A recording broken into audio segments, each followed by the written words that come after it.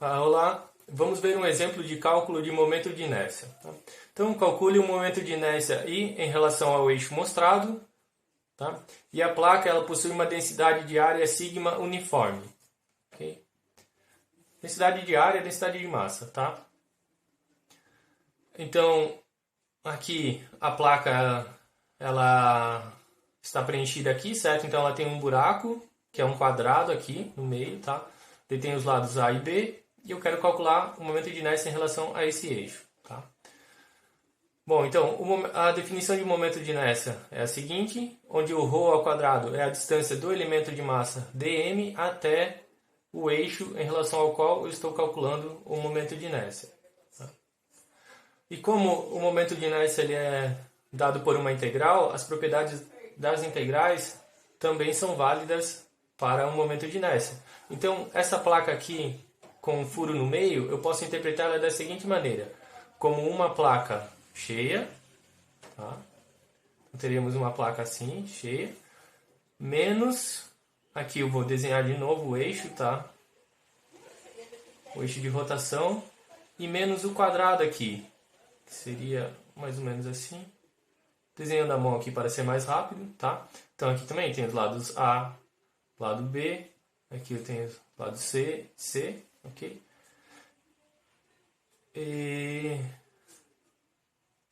Bom, então vou colocar um igual aqui, tá? Então, ó, eu posso obter aqui, para fins do cálculo, essa figura vazada como uma placa cheia menos um quadrado, ok? Então, se eu faço a substituição do quadrado aqui nessa placa, eu obtenho uma placa cheia aqui vazada, tá?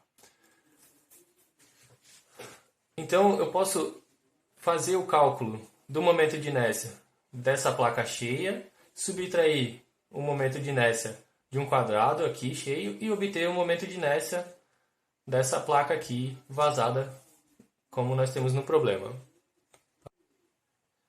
Bom, então na prática eu tenho que o momento de inércia aqui então, desse objeto, ele vai ser dado pelo momento de inércia do retângulo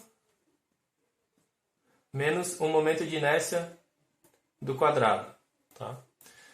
Então o momento de inércia do retângulo, eu vou calcular a integral aqui para dar um exemplo de como calcular a integral para um objeto. Tá? Então aqui é a integral de ρ ao quadrado dm, ok?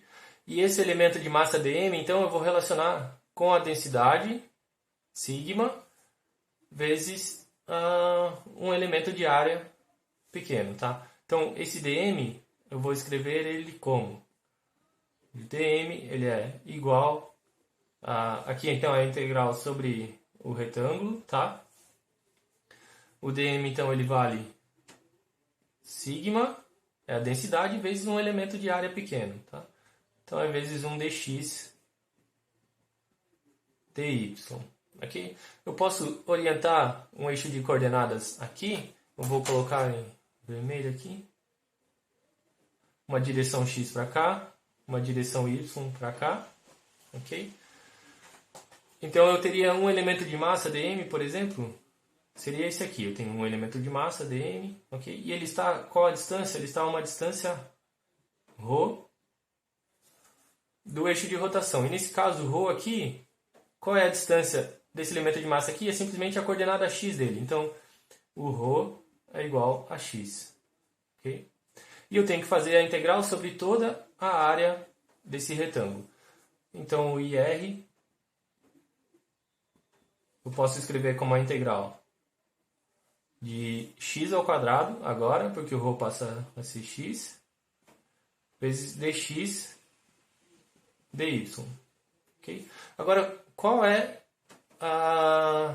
quais são os limites de integração de dx e dy? Bom, o x ele vai de 0 até a e o y ele vai de 0 até b, certo? Porque aqui, ó, note que aqui de 0 até b. Essa distância aqui, essa altura aqui é b, certo? Então o y ele vai de 0 a b e o x ele vai de 0 a a. Então é a integral de 0 a até b de dy. Notem que aqui eu posso separar as integrais. E a integral de 0 até a de x ao quadrado dx. Okay? Bom, a integral de 0 a b de dy é simplesmente b. E aqui eu vou ficar com a integral de x ao quadrado sobre... Vou ficar com x ao cubo sobre 3. Quando eu boto 0 dá 0, então sobra a ao cubo sobre 3. E aqui eu estou esquecendo do sigma, tá? Então, não esqueçam do sigma, que é uma constante, eu posso tirar da integral. Sigma, sigma, e aqui sigma, tá? Ok? Bom, então eu exprimi o momento de inércia desse retângulo em função do sigma e das medidas da placa, ok? Agora eu preciso calcular o momento de inércia do quadrado, tá? Ok? Bom, agora aqui eu vou usar direto o teorema dos eixos paralelos, tá? Então, o momento de inércia, esse aqui foi só para simplificar, agora aqui, para dar fornecer um outro meio de calcular o momento de inércia, eu vou usar o teorema dos eixos paralelos aqui direto, tá? Então eu vou pegar um eixo que passa pelo centro de massa do quadrado, e isso aqui então ele vai ser o i do quadrado aqui do centro de massa, mais o que? Mais a massa desse quadrado, tá? Então a massa do quadrado vezes a distância entre os eixos. Quais são as distâncias entre o eixo? Bom, o quadrado aqui ele está exatamente no meio do retângulo. Então, a distância entre o eixo que passa aqui vai ser quanto? Vai ser a sobre 2. Então, é vezes a sobre 2 ao quadrado. E esse i, que é do centro de massa, bom, note que eu poderia fazer o cálculo da mesma maneira aqui, tá? Mas eu já vou usar o resultado direto. Então ele vale 1 sobre 12 da massa do quadrado vezes c ao quadrado. Tá? Bom, aqui eu ainda tenho mais mq a sobre 2 ao quadrado. E o mq ele vale quanto?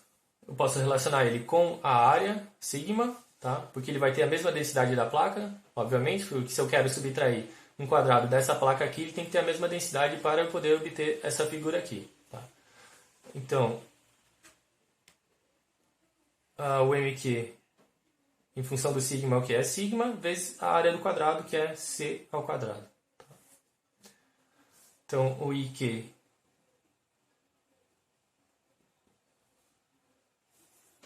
eu posso fazer as manipulações aqui, tá? São só manipulações algébricas, mas então eu vou só escrever o resultado final aqui.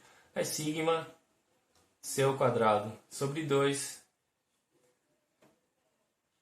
c ao quadrado sobre 6 mais a ao quadrado. Okay? Então, o i desse objeto aqui, em relação a esse eixo aqui, vai ser o ir menos o iq.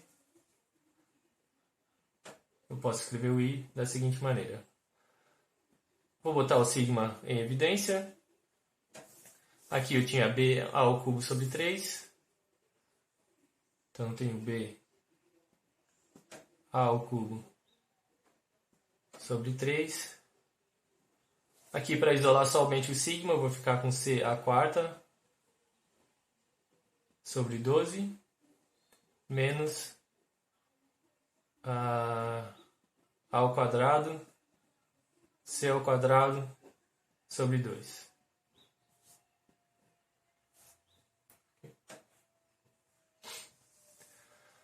Então o procedimento é assim, quando eu tenho uma figura vazada, em vez de eu fazer a soma, digamos assim, porque eu posso quebrar a integral aqui em partes, né? Quebrar o objeto em partes e fazer a soma dos momentos de inércia, justamente porque é dado por uma integral.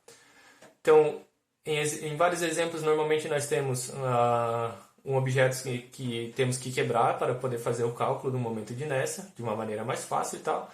Mas aqui, quando nós temos um objeto vazado, nós podemos fazer uma subtração, certo? Pegamos um objeto cheio, menos o furo, certo? E obtemos aquele objeto, e o momento de inércia, então, ele pode ser calculado dessa maneira, ok? Então aqui seria a resposta, e concluímos assim.